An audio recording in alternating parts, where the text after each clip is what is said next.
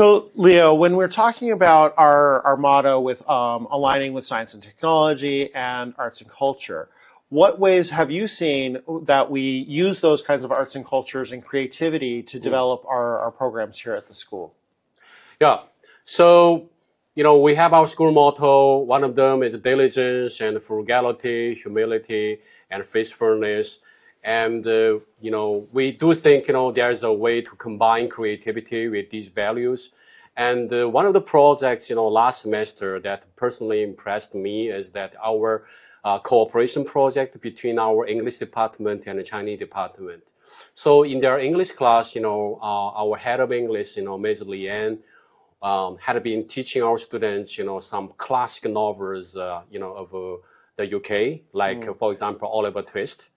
And they also read this, in Chinese version, get a deeper understanding. And later, I really like that part. So our students, they were asked, to recreate the, Oliver Twist, that period of London, okay? The houses, their orphanage, this kind of thing. And this requires imagination. So I would like to say that, even in English class, we can have this, creativity, element and combined, right way. Then it makes our class more engaging. I could see and witness myself that, students were so engaged in the, this, PBR, problem-based learning, between English and Chinese departments, And also talking about, these, Chinese values, I would like to share more. For example, Qin, diligence. Chinese people and also East Asian people, because they were very deeply influenced by Confucianism, and Confucianism really emphasizes the value of diligence. And in Chinese, we have a saying, it's 天道酬勤, which means the heaven rewards the diligent. And I think, it's similar to the Western saying of God helps those who help themselves, right? If you want God to help you, then you need to help yourselves. What does this mean in our educational context? It means that, we want our students, to be self-motivated and self-driven. Okay? You are learning not for teachers, not for your parents. You are learning for your own brilliant life ahead of you. So you are diligent, because, this will make you a happier person and, helps you to get a more rewarding life. So, the combining these, Western cultures with, Chinese cultures. So that's how I understand this, Okay, great. Another thing that makes our foundation really unique is our leadership system. Yeah. So where a lot of schools have put in a co-principal system with the Chinese and an expat system, principal, we actually have a third member who we haven't seen yet, who is our school business manager. When coming in, what's been the most rewarding part of working in this three-part decision-making system? Yeah, I like this question a lot because, I like my profession and my job a lot because, it provides, a multicultural environment. And here we are helping our students to develop their multicultural competence. For example, I enjoy working together with you, Doug, because although it's only 2 months now for the two of us, but, I think, this kind of system is good because, number one, we are leading by example.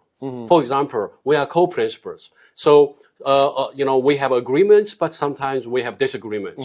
So when we are teaching and developing our students, about the benefit of collaboration, we are leading by example. Sometimes we have differences, but we have the professionalism to work out our differences, but together we make this more synergistic. And in Chinese and also in Western countries, I know there is a saying, 1 + 1 is greater than 2. And we need to prove this, and then we need to live, by example. So show them by example that we are doing this, So I think this is a very good model. And also because I think, different opinions are healthy. And I remember that, these top companies in the world, like Fortune 500 companies, they also embrace similar values. For example, Apple company, it's from your home country, right? I remember two of their important values are diversity and inclusiveness. And I think, this kind of model, exactly requires us, to embrace these values. And by doing so, our students, learn from us. So that's, how I understand, the value and the benefit of this working model, not only for the school operation, the efficiency, but also from the educational, meaningfulness, for our students. And I really liked what you just said about that we're modeling the education, because when we really talk about our learning community style, that our students are working in collaborative groups, and that our leadership is actually modeling that within the school. I think that really resonates with me, not only as a teacher, but as an administrator, seeing that top-down model of what we value in our education. Yes. So we remember that, a famous educator once said, collaboration, confidence, creativity, character development, and citizenship, all these, values are really important, for our students. And I think, in our model, we are showing these kinds of values and leading our students, and stuff. And I think that's great, because if we go back to the 22nd century thinking that we talked about earlier, that goes with there's not a single job anymore where you can work by yourself and you can work siloed. And learning those skills of collaboration and being able to cooperate, I think, are equally as important as the math and the science in the school. So I really like that idea of that we model that as a leadership team for the rest of the school as well. Yeah. Doug, I also have a question, I know that, you're very experienced, and you also know YC Whiteout system very well. And I know that, you actually, relocated from the most international city, the biggest city in China, Shanghai, and you come to maybe smaller city, Yantai. Yantai has its own beauty, I admit it, but there, I know that, when you joined, Yantai, YWIS, you also have your personal, perspective and plan for this group. So personally, what is your vision of our school, looking forward to the next year, or this academic year and next academic year? Well, first, coming up from Shanghai, I can't discount the fact that I love Yantai because there's a beach right down the street. Yeah, it's a beautiful. And we don't have that in Shanghai, so you can't get everything in Shanghai. Okay. But what we saw and coming in and talking to teachers is the energy and passion to bring new projects to the school. So we're talking across about how are we going to put real life workings into the school? How do they apply their learning to real life problems through entrepreneurship? How can we do engineering projects? We have a lot of students really interested in aeronautics and robotics. What projects can we bring in for that? And how can we extend that type of exam-based learning only goes so far. And we really get the opportunity. And we've got some exciting projects coming up that we'll be announcing throughout the year that are going to help our students really connect with the world around them as well as what's happening in their classroom. Yeah. Have you ever thought about any specific project? Maybe the two of us, we can implement this academic year, to further develop our students, practical, hands-on, skills? Well, I think one of the things I'm hoping that we can get done is that we've got this wonderful space that used to be a coffee shop on campus. And how can we build that in? We're talking with our year 13s about them running an actual shop, connecting it back to their business learning, and then connecting it to our service learning as well through our Seeds of Hope projects, such as our Hope Beans coffee supplier. So how can we tie in our cultural responsibility for charity and supporting our community, but also building those hands-on skills. So I really hope that we can get this coffee shop going and get our parents, our students really engaged in this, because it will show those working skills and have to apply those skills that they're doing in the school, in the classroom, in a full life setting. Yeah, I really like this idea, and I'm looking forward to together with our team here to implement this project. Especially, I'm excited because, we are going to make this, a student-centered project, because students will be actively involved. They're going to design this, And so I think, teachers here, including ourselves, we are more like coaches or like, advisors, we provide, the school is a stage and we provide, our students, this stage and they can show their talents and tap into their creativity. So I'm very excited about this because I truly believe that, we are offering 21st century education and the knowledge that our students learn shouldn't come from textbooks only. Instead, they can gain their knowledge, valuable knowledge, from these, project-based learning that we are trying to, develop, for our students. So, and I think what's great for me on this too is when we look at something like our business exam at A levels, they do have to talk about branding. They have to talk about marketing. And this is a real life experience for them to talk about our brand colors and how do they work with the client customer relationship. So I'm really excited to get this project off the ground with you and make sure that we're extending that learning well past the classroom and into that super curriculum that we know those top 10 universities are really looking for. Great. And also we all know that, YCYW Education Network, we emphasizes character formation. I think, I would call this, kill two birds or several birds with one stone because, they are learning their business knowledge, but they are also developing their character, like, values here because friendship, collaboration, maybe sometimes they have differences, when they develop the project, the coffee shop, and then they need to learn the conflict resolution. So it's also very good. And also with responsibility. And how many students do we see that give up on things because they have to study?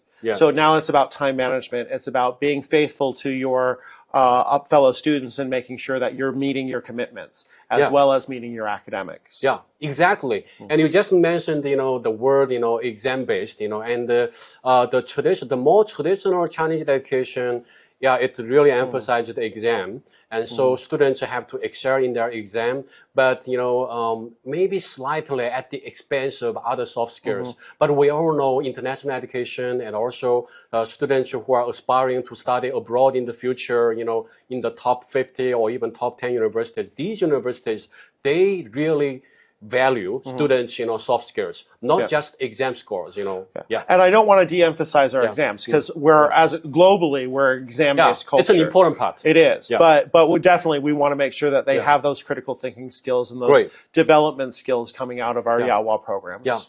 So I am very excited that, we're going to enhance our program here so that, our school, YWIS Yantai can offer whole person education to our students, so that, they are not only developing and enhancing their academic knowledge, but we make, them a more well-rounded person that can cope with any kind of changes or like, we develop their adaptive skills, generally.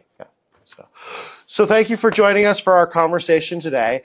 I know it was just Mr. Leo and myself today, but we're looking forward to having more conversations with our community throughout the year about our Yaohua and Yaocheng programs, about our students, and about education in general. So we hope you'll join us in our next conversation with co-principals.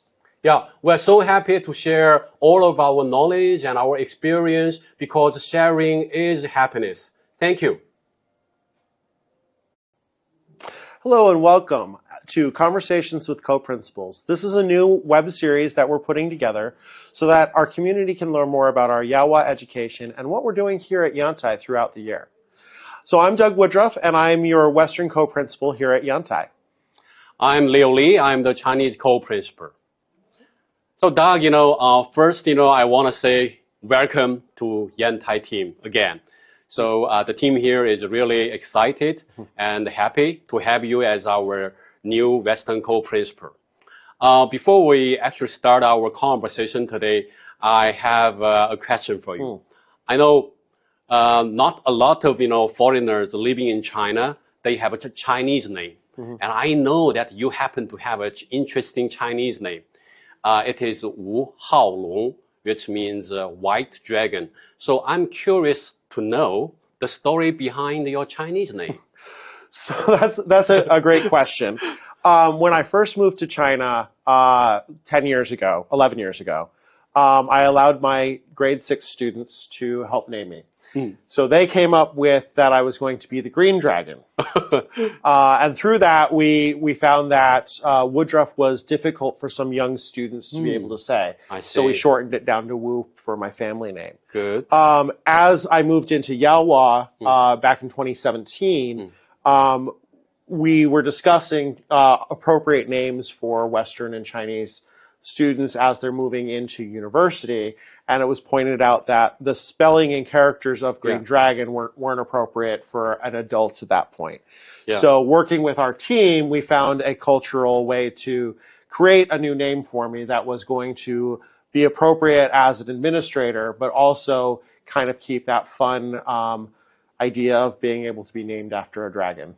Okay, thank you for sharing the story behind this, because today we're going to talk about international education. And when we talk about international education, we always also talk about the intercultural communication, East meets West. So I'm so happy that, you are also interested in Chinese culture, and you have this, interesting Chinese name is a proof that, your interest to know more about Chinese culture, so it gives you this intercultural perspective. Do you agree? I do, and if we really think about it, that's why I ended up working with Yaowa specifically, because as our families know, we do have our Yaocheng branch, which teaches purely in the international. But when we look at our Yaowa branch and we're taking our Chinese national curriculum and blending it with those international ideals, to me that is the better form of education, because it's exposing our students to so many more ideas and so many more traits that we can develop in order to be not only a strong Chinese national citizen, but a global citizen. Yeah, exactly. I remember the famous novelist, Russian novelist, Leo Tolstoy once said, when you haven't learned a foreign language, you'll never get to know your own language truly and deeply. So that's our mission together. We would like to develop students who have bilingual, even trilingual skills and competency, and with a multicultural perspective.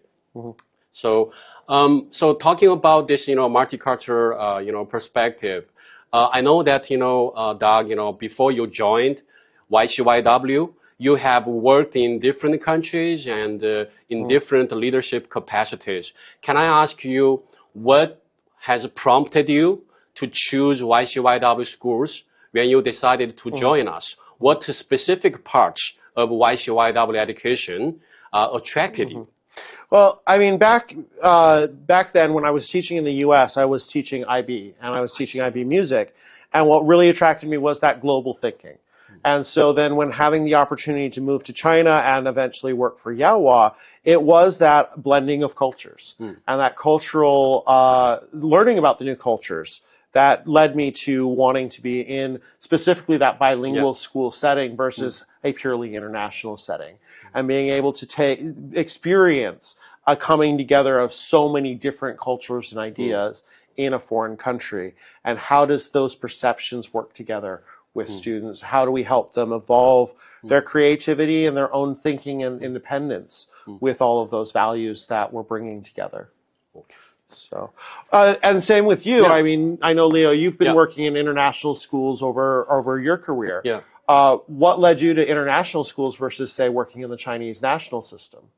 Yeah, that's a good question, and I'm more than happy to answer. As you might have noticed already that, like you, I do have my own native language, Chinese name, Li Cheng Hai, which means I become an ocean. And you happen to be a dragon, so I provide a good habitat for you. Okay, but I also have an English name, Leo Lee, and Leo in English, it has the connotation of the animal lion, and lion is a very symbolic animal in Buddhism. And at that time I was researching and learning about Buddhism, and the lion is the symbol of the Buddhist, practice in some way. Anyway, so my point is that, I think, personally, from when I was a child, I am interested in this, multicultural perspective. I think, I would never confine my world to China only or to my hometown only. I would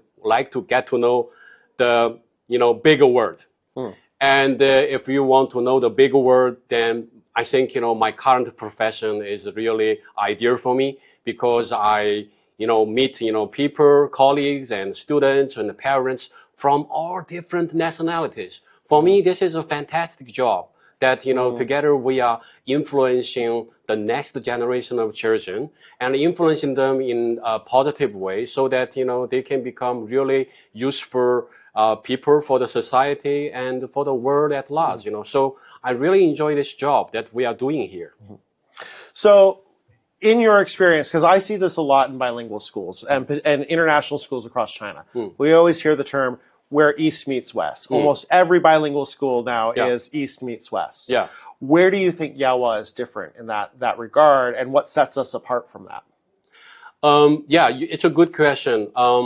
People talk about East meets West, but in terms of how we balance, the different cultures, and in that regard, different schools have different perspectives. I personally firmly, believe in and deeply appreciate YCYW philosophy, especially, our founders, motto, which is here. In Chinese, it's 勤俭谦信, which means diligence, frugality, humility, and faithfulness. So I personally appreciate these cultural values, and so that's one of the reasons why I joined the YCYW. So sometimes we talk about Chinese roots with a global perspective. And I think, YCYW is exactly doing this. So while we are developing our students' multicultural competence and bilingual ability, etc., and all these, soft skills that will help them ready for the 21st century, but we don't forget the Chinese roots. So that our students, they know Chinese culture, they have deep roots in their Chinese culture and understanding, but they have a global perspective. That's my understanding. And Doug, talking about this, multicultural competence, and so how would you because I know, for example, you're from America, and America is a country famous for its creativity, science and technology. So being a principal in a international school like ours, how have you been practicing, so that, we can develop creativity in our students? Well, I think that's an interesting question for our current generation. With the development of AI right now, we need to continue pushing. And I think Yawa and Yaocheng have taken the opportunity to push that when we look at future forward education. A lot of schools are still talking about 21st century thinking, and what we realize is we're already a quarter of a way through the century. So we need to be looking at 22nd century thinking. And I think that's where we're developing that creativity with our combination of support for arts and culture in our schools. So like you said, we're grounded in our Chinese roots with our 5-minute Chinese classics. Correct. We've got our strings program, which helps develop that musical side. And that's also logic processing. That's pattern recognition for maths. We've got a strong arts program with our students. And then when we build that into our new AI coursework and our technology coursework, it is about pushing the bounds of whatever we can think of. How do we now create it? And how do we create those thinkers that can say, well, I want to see this, and how do I input it? How do I output it?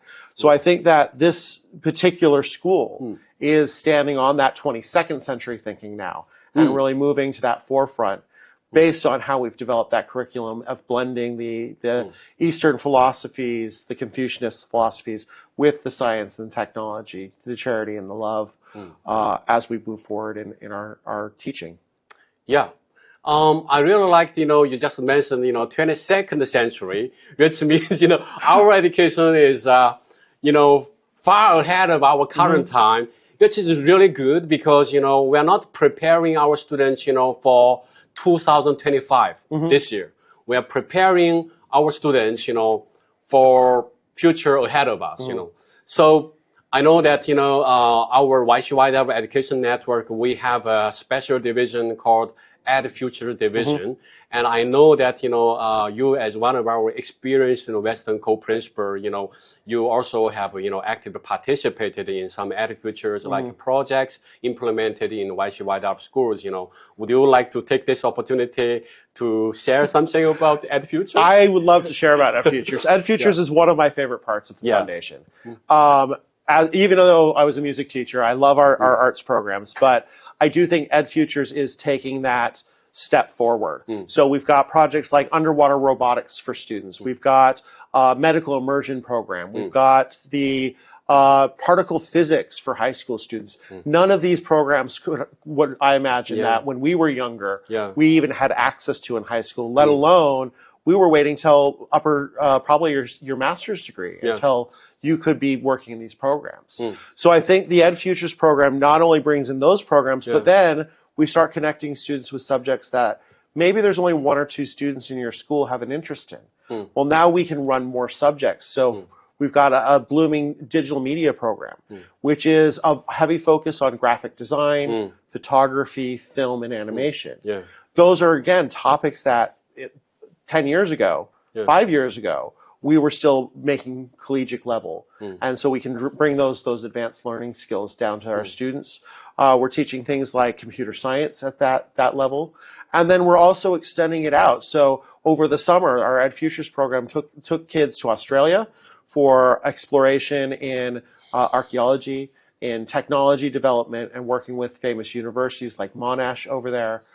We've also worked in China with our China One program in order to look at different science, the space program, and we've looked at archaeology and dinosaur digs. So it's really taking that learning outside of the exams. And I know everyone, especially in secondary, looks at exams so heavily.